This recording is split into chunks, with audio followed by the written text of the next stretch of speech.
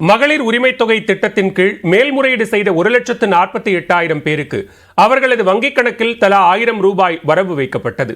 குடும்ப தலைவிகளுக்கு மாதம் 1000 ரூபாய் வழங்கும் மகளிர் உரிமை தொகை திட்டத்தை திமுக அரசு செயல்படுத்தி வருகிறது.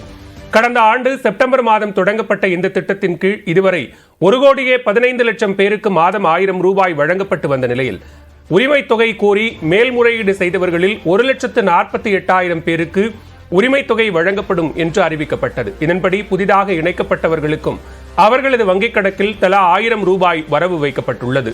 மகளிர் உரிமை தொகை வழங்குவதற்காக நடப்பு நிதியாண்டில் 13,722 கோடி ரூபாய் ஒதுக்கப்பட்டுள்ளது குறிப்பிடத்தக்கது. அமெரிக்காவில் தேர்தல் பரப்புரையில் ஈடுபட்ட முன்னாள் அதிபர் டொனால்டு டிரம்பை கொலை செய்ய முயற்சி நடைபெற்றிருப்பது அதிர்ச்சியை ஏற்படுத்தியுள்ளது. ஆனால் அமெரிக்காவில் அதிபர் மற்றும் அதிபர் வேட்பாளர்கள் துப்பாக்கிச் சூட்டிற்கு இலக்காவது இது முதன்முறை அல்ல.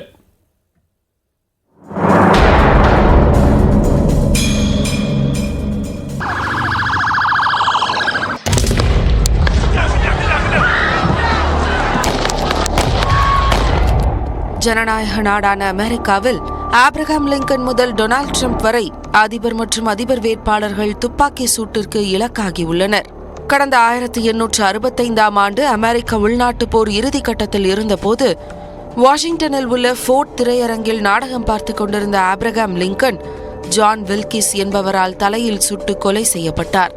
இதேபோன்று 1881 ஆண்டு அதிபராக பதவியேற்ற 6 மாதங்களில் அமெஸ் கார்ஃபீல்டை வாஷிங்டன் ரயில் நிலையத்தில் சார்லஸ் என்பவர் சுட்டுக் கொன்றார். 1901 ஆண்டு நியூயார்க் மாகாணத்தில் நடைபெற்ற அரசு நிகழ்ச்சியில் பங்கேற்ற அப்போதைய அதிபர் வில்லியம் மெக்கின்லே 28 வயது இளைஞர் நடத்திய துப்பாக்கிச் சூட்டில் உயிரிழந்தார். 1950 ஆண்டு அதிபராக இருந்த ஹாரி ட்ரூமன் வீட்டிற்குள் நுழைந்த அடையாளம் தெரியாத 2 நபர்கள் அவரை சுட்டுக் கொல்ல முயன்றனர். ஆனால் ஹாரி ட்ரூமன் காயமின்றி உயிர் தப்பினார்.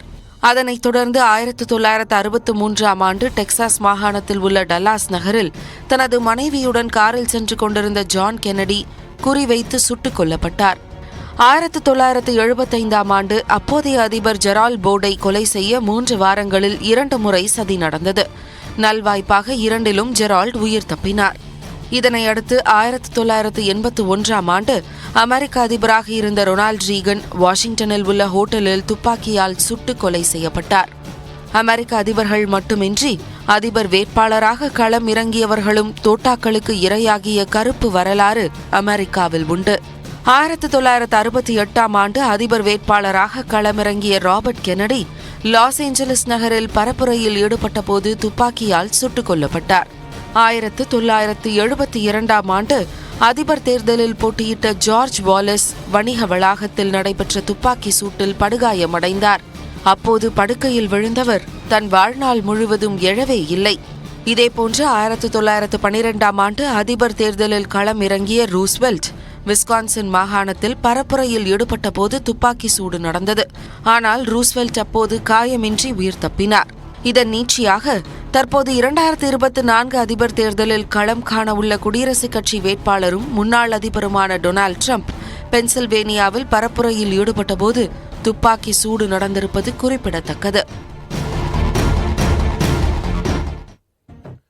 நீலகிரி கோவையில் இன்று மிக கனமழையும் 10 மாவட்டங்களில் கனமழையும் பெய்யும் என்று வானிலை ஆய்வு மையம் எச்சரிக்கை விடுத்துள்ளது. மத்திய மேற்கு வங்கக்கடல் பகுதிகளில் உருவாகியுள்ள காற்றழுத்த தாழ்வு பகுதி மற்றும் மேற்கு திசை காற்றின் வேக மாறுபாடு காரணமாக நீலகிரி கோவை மாவட்ட மலைப்பகுதிகளில் இன்று மிக கனமழை பெய்யும் என்று சென்னை வானிலை ஆய்வு மையம் எச்சரித்துள்ளது. இதேபோன்று திருப்பூர், தேனி, திண்டுக்கல், தென்காசி, திருநெல்வேலி, ஈரோடு, கிருஷ்ணகிரி, தருமபுரி, சேலம், கன்னியாகுமரி மாவட்டங்களில் கனமழைக்கு வாய்ப்பிருப்பதாக கணிக்கப்பட்டுள்ளது. இதன் தொடர்ச்சியாக நாளையும் நீலகிரி மற்றும் கோவை மாவட்ட மலைப்பகுதிகளில் கனமழை பெய்யும் என்றும் வானிலை ஆய்வு மையம் தெரிவித்துள்ளது. சென்னை மற்றும் புறநகர் பகுதியை பொறுத்தவரை அடுத்த 24 மணி நேரத்திற்கு வானம் மேகமூட்டத்துடன் காணப்படும் என்றும் நகரின் ஒரு சில பகுதிகளில் இடி மின்னலுடன் கூடிய மிதமான மழைக்கு வாய்ப்பிருப்பதாகவும் வானிலை ஆய்வு மையம் கணித்துள்ளது.